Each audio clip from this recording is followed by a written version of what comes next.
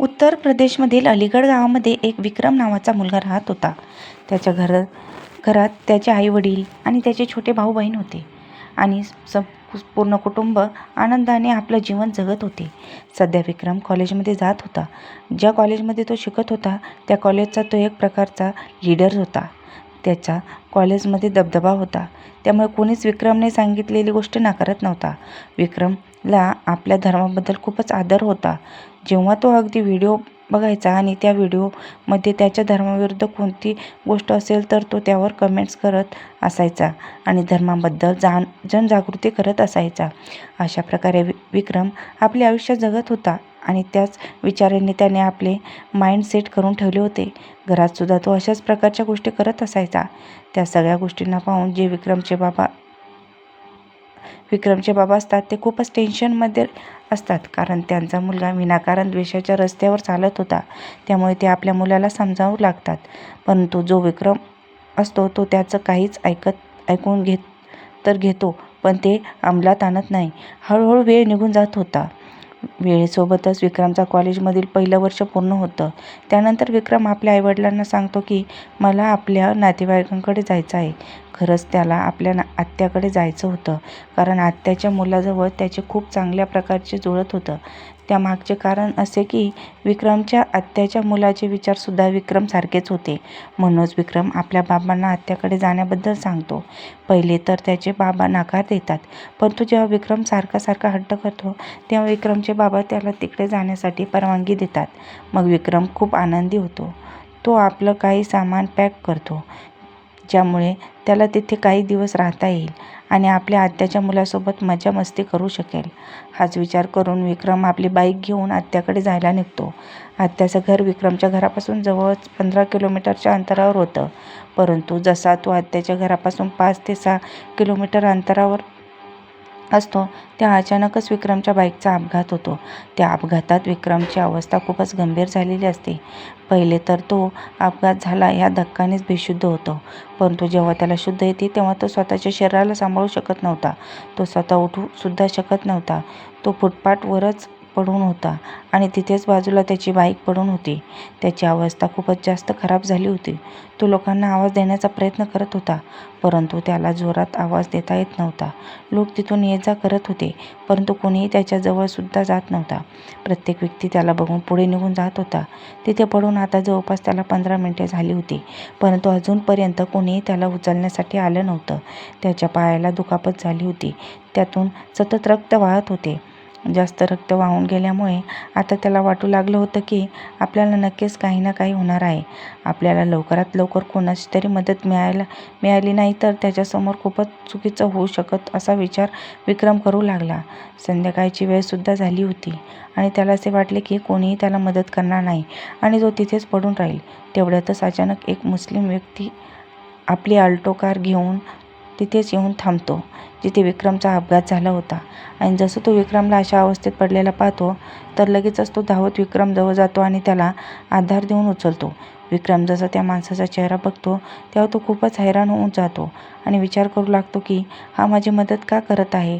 धर्माविषयी खूपच सारे चुकीचे व्हिडिओ बघितल्यामुळे विक्रम भ्रमिष्ट झाला होता.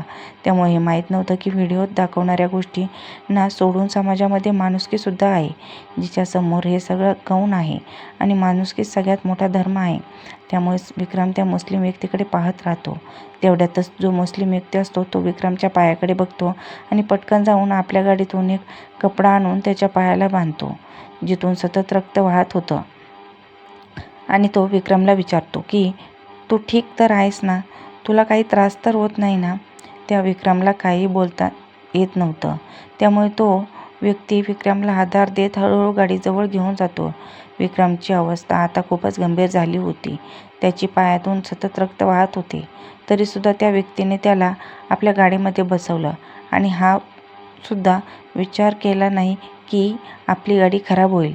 तो मुस्लिम व्यक्ती आता विक्रमला पाणी प्यायला देतो आणि त्याला म्हणतो, तुला एवढी जास्त दुखापत झाली आहे त्यामुळे मी सरळ तुला हॉस्पिटलमध्ये घेऊन जातो, पण जर तू म्हणत असशील की मला घरी सोडा तर मी तुला घरीसुद्धा सोडू शकतो. त्यानंतर विक्रम असतो तो म्हणतो की नाही, मी माझ्या आत्याकडे जात होतो आणि मला तिथे जायचं आहे. त्यावर तो मुस्लिम व्यक्ती म्हणतो की ठीक आहे, मी तुला तिथे सोडतो, परंतु तुझी अवस्था खूपच जास्त खराब आहे, त्यामुळे तुला आत्ता पहिल्या हॉस्पिटलमध्ये गेलं पाहिजे. त्यानंतर विक्रम त्याला एक फोन लावायला सांगतो, कारण की अपघातामध्ये विक्रमचा फोन पूर्णपणे तुटला होता. तो लगेचच आपल्या आत्याच्या मुलाला फोन करतो. जेव्हा तो मुस्लिम व्यक्ती त्याच्या आत्याच्या मुलाला फोन करतो, तेव्हा विक्रम आपल्या आत्याच्या मुलाजवळ बोलणं करतो आणि त्याला आपल्यासोबत जे काही झालं ते सर्व सांगतो.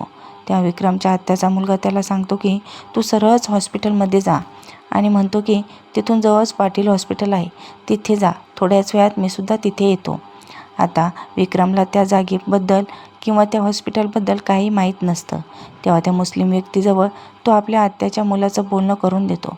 तेव्हा विक्रमच्या आत्याचा मुलगा त्या मुस्लिम व्यक्तीला हॉस्पिटलबद्दल सांगतो आणि म्हणतो की तुम्ही त्याला तिथे घेऊन जा, मी लगेचच येतो.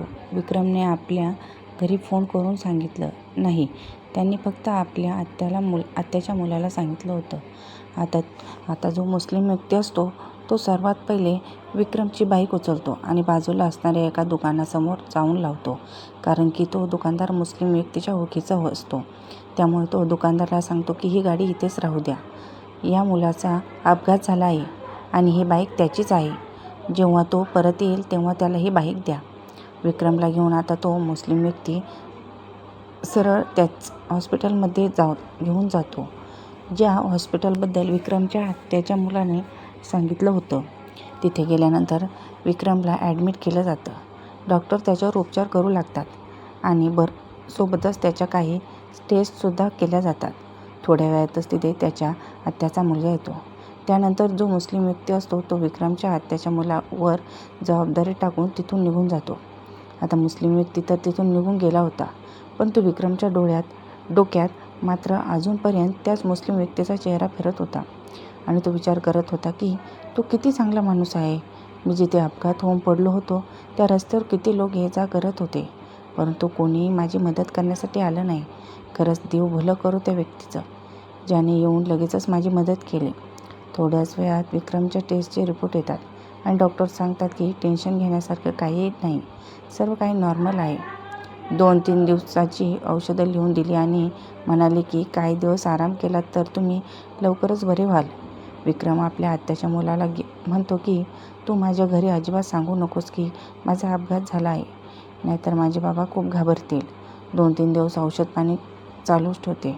आता विक्रम पूर्णपणे बरा झाला होता.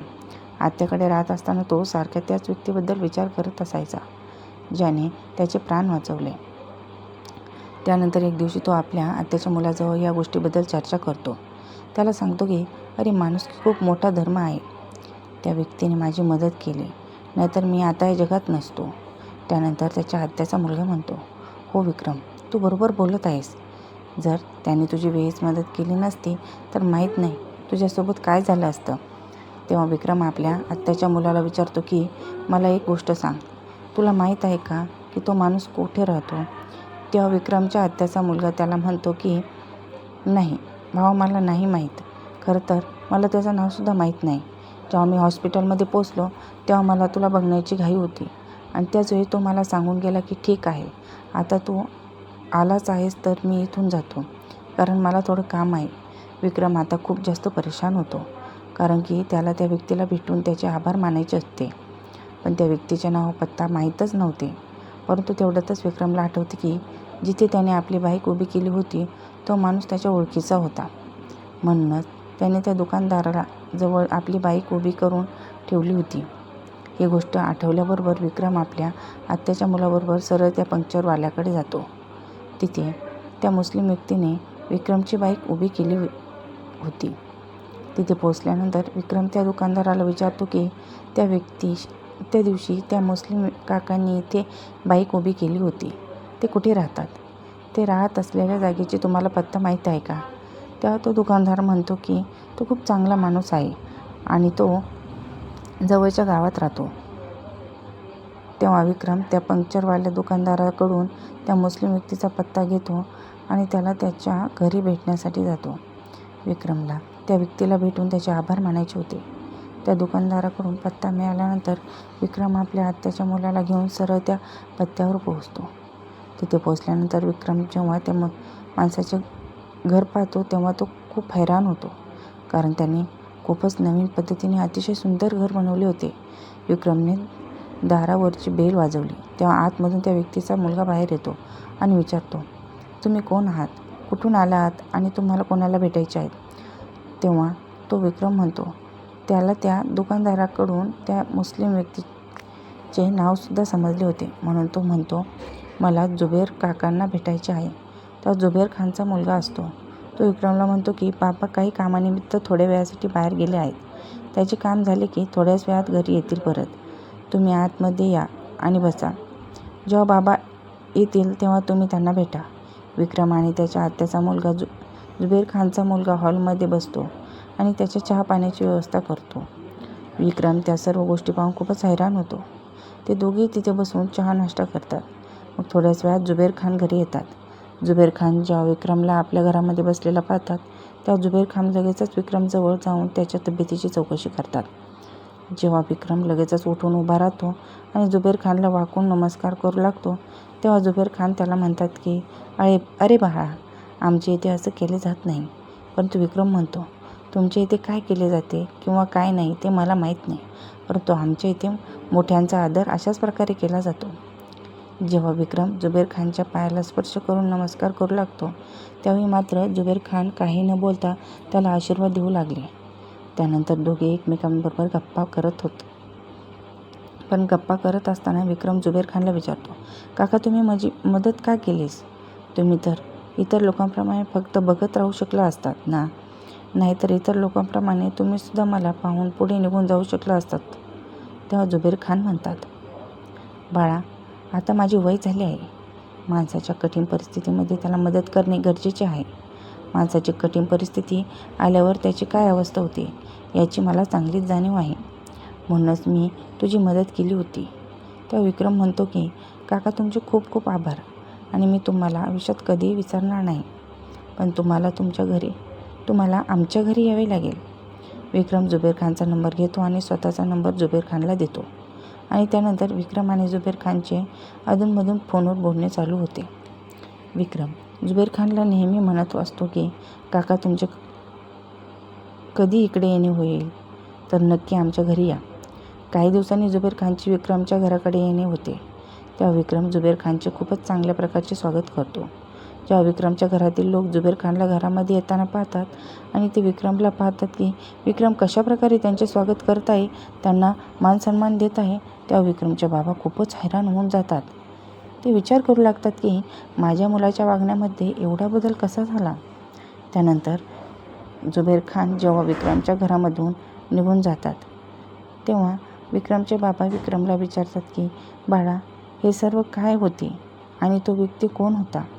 विक्रम आपल्या बाबांना सर्व गोष्टी नीट समजावून सांगतो आणि म्हणतो की बाबा, आत्तापर्यंत माझे विचार चुकीचे होते, पण आता मला जाणीव झाली आहे की सर्वात अगोदर माणुसकी येते. विक्रमचे असे बोलणे ऐकल्यानंतर त्याच्या बाबांचा सुद्धा विश्वास बसतो आणि या अगोदर त्याच्या मुलांचे असे वागणे होते की त्यांच्या वागण्याने त्यांच्या बाबांना खूप भीती वाटत असायची, पण आता मात्र त्यांच्या मुलाच्या वागण्यामध्ये खूप बदल झाला होता. विक्रमच्या बाबांना सुद्धा आता समजले होते की जेव्हा विक्रमवर स्वतःवर वेळ आली तेव्हा त्याला ही गोष्ट खूप चांगल्या प्रकारे समजली आहे, म्हणूनच त्याच्या वागण्यात बदल झाला आहे. मग हळूहळू ते दोन्ही कुटुंबीय जुबेर खानचे आणि विक्रमचे एकमेकांना चांगले ओळखू लागतात आणि दोन्ही कुटुंबाचे एकमेकांच्या घरी येणे जाणे चालू होते. हळूहळू वेळ अशीच निघून जाते आणि विक्रमचे लग्न ठरते. तेव्हा लग्नाचे कार्ड छापले जाईल. तेव्हा विक्रम सर्वात अगोदर आपल्या लग्नाचे आमंत्रण जुबेर खानला देण्यासाठी जातो. तिथे गेल्यानंतर विक्रम जुबेर खानच्या सहपरिवाराला आपल्या लग्नासाठी आमंत्रित करतो. जुबेर खान आता एवढ्या दिवसापासून विक्रम बरोबर फोनवर बोलणे करत होता, त्यामुळे त्याला माहीत होते की जो विक्रम आहे तो कितीतरी हिंदू संघटनासोबत जोडला गेला आहे. त्यामुळे जो जुबेर खान असतो तो विक्रमच्या लग्नाचे कार्ड तर घेतो, परंतु त्याच्या लग्नाला जाण्याविषयी विचार करतो. हळूहळू वेळ निघून जाते आणि विक्रमच्या लग्नाचा दिवससुद्धा जवळ येतो, परंतु जुबेर खान अजूनपर्यंत विक्रमच्या लग्नाला पोहोचला नव्हता. जेव्हा विक्रम जुबेर खानला फोन करतो तेव्हा जुबेर खान म्हणतो की ठीक आहे बाळा, आता थोडे काम आहे, पण ते काम झाल्यानंतर आम्ही तुझ्या लग्नाच्या दिवशी येऊ. आता लग्नाचा दिवस उजळतो. सर्व वऱ्हाडी मंडळी लग्नाला जाण्यासाठी तयारी करतात. सर्वांनी नवनवीन कपडे घातलेले होते, पण विक्रम नवऱ्याचा पोशाख घालण्यास तयार होत नव्हता. विक्रम पुन्हा एकदा जुबेर खानला फोन करतो आणि म्हणतो, काका तुम्हाला माझ्या लग्नाला यावे लागेल, आणि जर का तुम्ही माझ्या लग्नाला आला नाहीत तर मी लग्नच करणार नाही. तेव्हा जुबेर खानसुद्धा म्हणतात की ठीक आहे बाळा, आम्ही येतो. पण जुबेर खान विचार करतात की लग्नाच्या ठिकाणी आम्ही सहकुटुंब गेलो तर लग्नाच्या ठिकाणी खूप लोक असतील आणि तिथे जमलेले लोक आमच्याकडे पाहून इकडे तिकडच्या गोष्टी करू लागतील. त्यामुळे आपल्यामुळे तिथे कोणत्याही प्रकारची गडबड व्हायला नको. म्हणूनच जुबेर खान त्या लग्नाला जाण्यासाठी तयार नसतात. त्या लग्नाला येण्याचा निर्णय रद्द करतात. पण इकडे विक्रमच्या डोक्यात एकच गोष्ट होती, ती म्हणजे काही झाले तरी आपण आपल्या लग्नाला जुबेर खानला आणि त्याच्या कुटुंबाला घेऊन यायचे. हळूहळू लग्नाची वेळ जवळ येते, त्यामुळे आता वरात घेऊन जाणे खूप गरजेचे होते. परंतु अजूनपर्यंत जुबेर खान पोहोचले नव्हते. म्हणूनच विक्रम पुन्हा एकदा जुबेर खानला फोन करतो आणि म्हणतो की काका तुम्ही अजूनपर्यंत आला नाहीत. जर तुम्ही आला नाहीत तर मी वरात घेऊन लग्नाला जाणार नाही.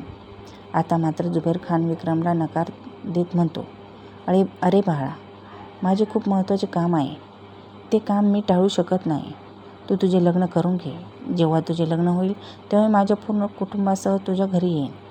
तेव्हा विक्रम स्पष्टपणे जुबेर खानला म्हणतो, जर आज माझे लग्न झाले तर त्या लग्नामध्ये तुम्ही असाल आणि तुमचे पूर्ण कुटुंब माझ्या लग्नामध्ये उपस्थित असेल, आणि जर असे झाले नाही तर मी अजिबात लग्न करणार नाही. विक्रम पूर्णपणे हट्टी स्वभावाचा होता. विक्रमचे हे बोलणे विक्रमचे बाबासुद्धा ऐकतात. म्हणून तो लगेचच विक्रमकडून त्याचा फोन स्वतःकडे घेतात आणि म्हणतात, खान साहेब तुम्ही लग्नाला या, कारण त्याचा हट्ट मला लहानपणीपासूनच चांगल्या प्रकारे माहीत आहे. तो म्हणत आहे ना की तुमच्याशिवाय तो लग्न करणार नाही, म्हणजे तो लग्न करणार नाहीच. शेवटी जुबेर खानला सुद्धा वाटू लागते की परिस्थिती अशी असेल तर आपल्याला जावेच लागेल. म्हणून ते होकार देतो आणि आपल्या कुटुंबासह सर्वांना पटकन तयार व्हायला सांगतात आणि आपली गाडी घेऊन लगेचच त्या विक्रमच्या घरी पोहोचतात. आता विक्रमची वरात निघण्याची वेळ जवळपास आली होती आणि वरात निघण्यासाठी थोडा उशीर झाला सुद्धा होता. तेव्हा सर्व नातेवाईक, शेजारी लोक ते वरातीमध्ये सामील होण्यासाठी आले होते. ते विक्रमच्या बाबांना आणि विक्रमला प्रश्न विचारतात की तुम्ही अजून वरात का काढत नाही? लग्नाची वेळ जवळ आली आहे. तेव्हा विक्रम म्हणतो की जोपर्यंत माझे काका बाहेर येत नाहीत तोपर्यंत मी इथून ही वरात कुठेही घेऊन जाणार नाही. सर्व लोक त्यांचे बोलणे ऐकून खूपच हैराण होतात. ते करू लागतात की विक्रमचा असा नक्की कोणता काका आहे ज्याची तू एवढी वाट पाहत आहे. त्या एका काकामुळे लग्नाला जरी जाणारी वरात त्याने थांबवून ठेवली होती. सर्वजण आता दरवाजाकडे नजरा लावून बसले होते. तेवढ्याच जे जुबेर खान होते ते आपल्या कुटुंबाला घेऊन दरवाज्यातून आतमध्ये प्रवेश करतात. जेव्हा जुबेर खान घरी येतो तेव्हा त्याला पाहून सर्वच लोक हैराण होतात. जुबेर खानची लांब वाढलेली दाढी होती, डोक्यावर पांढऱ्या रंगाची गोलाकार टोपी होती. त्याची बायको त्याच्यासोबत होती. त्यांनी बुरखा घातला होता. सोबत त्यांची मुलेसुद्धा होती. जेव्हा विक्रमला समजते की आता जुबेर खान काका आले आहेत तेव्हा तो लगेचच जागता उठून त्यांना भेटण्यासाठी पुढे येतो. तो पुढे येऊन जुबेर खानला घट्ट मिठी मारतो आणि म्हणतो की काका तुम्ही आलात. मी तुम्हाला म्हणालो होतो ना की जोपर्यंत तुम्ही येत नाहीत तोपर्यंत मी वरात काढणार नाही आणि लग्न सुद्धा करणार नाही. खूप चांगली झाली तुम्ही आलात. हे सर्व पाहून विक्रमचे असे बोलणे ऐकून जुबेर खानच्या डोळ्यात सुद्धा अश्रू येतात आणि ते विक्रमच्या डोक्यावर हात फिरवतात आणि म्हणतात, अरे माझ्या मुलाचे लग्न आहे, मग मी लग्नाला कसा येणार नाही. विक्रमचे लगेचच जुबेर खान आणि त्यांच्या पूर्ण कुटुंबियांना आपल्या घरामध्ये घेऊन जातो. त्याचं चहापाणी झाल्यानंतर जुबेर खानच्या पूर्ण कुटुंबाला सोबत घेऊन विक्रम वरात घेऊन लग्नाच्या ठिकाणी जाण्यासाठी निघतो. वरातीमध्ये जेवढे लोक होते ते सर्वजण हे सर्व पाहून खूपच हैराण झाले होते आणि ते आपसात कुजबुजत करू लागले होते. तेव्हा त्यातील एक व्यक्ती विक्रमच्या बाबांना खान कुटुंबाविषयी विचारतो. तेव्हा विक्रमचे बाबा त्या व्यक्तीला पूर्ण गोष्ट नीट समजावून सांगतात. त्या वरातीमधील सर्व लोक जुबेर खान आणि विक्रम त्यांच्यामध्ये कोणते नाते आहे आणि ते मुस्लिम कुटुंबीय लग्नामध्ये का आले आहे हे तर समजले होते, परंतु ते सर्व वऱ्हाडी जेव्हा लग्न मंडपात जातात तेव्हा मुलीच्या कडच्या लोकांना त्या मुस्लिम कुटुंबाविषयी काहीच माहीत नसते. कारण जो नवरदेव विक्रम असतो त्याच्या बाबांच्या सोबतच ते मुस्लिम कुटुंबीय होते. ते सर्व पाहून मुलीकडचे लोक मात्र आता हैराण झाले होते. पण आता विक्रमचे लग्न होते. सर्व विधी पार पडतात आणि पाटणीची वेळ जवळ येते तेव्हा मुलीकडचे काही लोक विक्रमच्या बाबांना त्या मुस्लिम कुटुंबाविषयी विचारतात. त्या सर्व लोकांसमोर विक्रमचे बाबा विक्रम आणि जुबेर खानची गोष्ट सांगतात. ही गोष्ट तेव्हा सर्व लोक ऐकतात तेव्हा सर्व लोक जुबेर खानची प्रशंसा करतात आणि विक्रमची सुद्धा प्रशंसा करतात. कारण विक्रमने सुद्धा जुबेर खानच्या उपकाराची परतफेड खूपच चांगल्या प्रकारे केली होती आणि एक माणुसकीचे दर्शन घडवून दिले होते. तर मित्रांनो, एखादा व्यक्ती हा कोणत्या जातीचा किंवा धर्माचा आहे हे महत्त्वाचे नसते, तर त्या माणसामध्ये किती माणुसकी दडलेली आहे ही फारच महत्त्वाची गोष्ट आहे. या कथेबद्दल तुमचे काय मत आहे कमेंट्स करून नक्की सांगा. थँक्यू. कथेला लाईक, शेअर आणि चॅनलला सबस्क्राईब केलं नसेल तर जरूर करा. परत भेटू अशाच नवनवीन कथांसोबत. थँक्यू.